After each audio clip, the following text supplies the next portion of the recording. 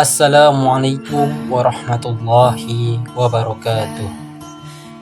Alhamdulillahi rabbil alamin, wabihi nasta'inu wa ala umur dunya waddin.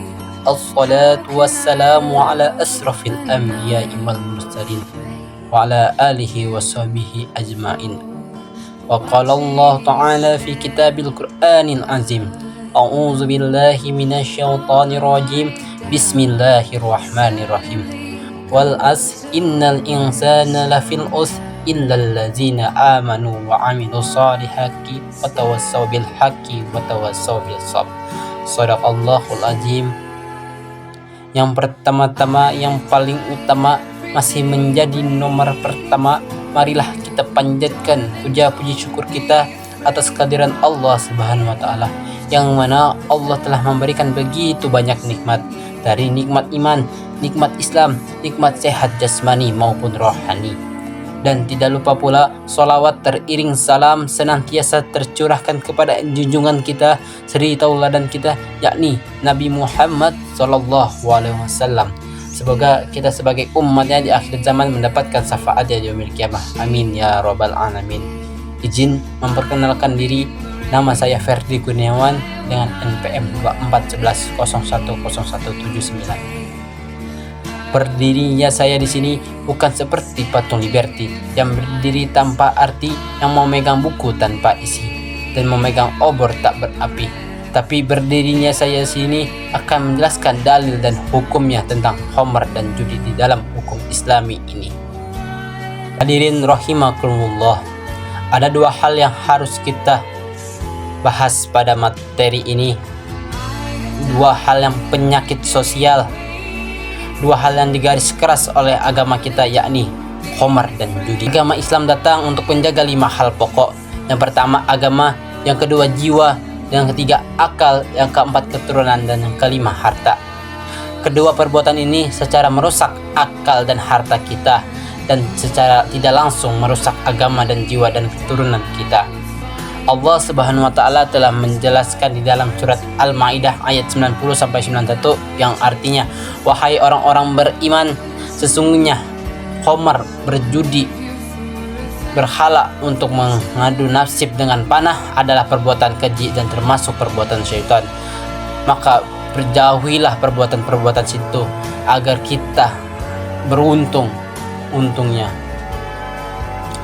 Jadi agama Islam udah menggaris keras hukumnya haram secara mutlak. Alasannya disebut sebagai rijiyus min amelisius syaiton, perbuatan keji dan termasuk perbuatan syaitan.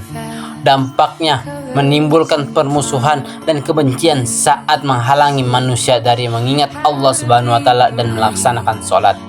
Sebagaimana di dalam kitab Taqiyul Qaul karangan Syekh Muhammad Nawawi Al-Bantani, a'udzu billahi minasyaitonir rajim, bismillahirrahmanirrahim.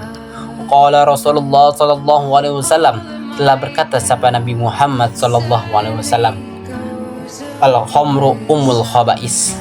Khamr ialah induknya kejahatan atau induknya kekejian. Diriwayatkan sebuah kisah, meskipun hadisnya lemah oleh sebagian ulama, namun maknanya sejalan dengan ajaran Islam yang menggambarkan pilihan buruk akibat mabuk. Pada masa lalu ada seorang pemuda yang ahli ibadah yang diuji oleh seorang wanita yang jahat. Wanita itu menawarkan kepadanya 3 pilihan. Yang pertama, membunuh anak kecil. Yang kedua, berzina dengan dia. Terus yang ketiga, meminum khamr secara sampai mabuk. Ahli ibadah tersebut, dia berpikir membunuh dan berzina adalah dosa yang paling besar di sisi Allah Subhanahu wa taala. Maka dia memilih lebih baik dia meminum khamr karena menurut dia dosa yang sangat ringan. Ia pun minum khamr hingga mabuk. Ketika ia minum itu khamr, hilanglah akal tersebut. Ia akhirnya melakukan kedua dosa yang tadi ia hindari, yang tadinya dia wanti-wanti. Akhirnya dilaksanakan dosa tersebut, yaitu berzina dengan wanita itu dan juga membunuh anak kecil yang ada di dekatnya. Jadi Pelajaran dari kisah tersebut, kisah ini menggambarkan bahayanya khamar. Ketika akal hilang karena mabuk, seorang dapat dengan mudah terjerumus ke dalam dosa-dosa yang besar lainnya. Khamar juga benar-benar merupakan induk segala kejahatan, ummul khaba'is. Begitu juga dengan judi yang seringkali diawali dengan ambisi harta namun berakhir dengan kehancuran rumah tangga, hutang di mana-mana, bahkan sampai bunuh diri sendiri karena putus asa. Hadirin rahimakumullah, judi dan mabuk adalah jeratan setan yang merenggut akal, menghancurkan harta, merusak keluarga, dan memutuskan hubungan antara hamba dengan Allah. Pintu rezeki yang halal itu luas, pintu kenikmatan yang tidak memabukkan itu banyak. Marilah kita jauhi perbuatan ini sekuat tenaga, menjaga diri kita dan keluarga kita. Bagi yang sudah terlanjur, ingatlah ayat lahir dalam dalil tadi, maka tidaklah kamu mau berhenti. Ini adalah pertanyaan retoris yang sangat tegas dari Allah Subhanahu wa taala yang mengharapkan untuk kita segera menghentikan kebiasaan buruk ini dan bertaubat.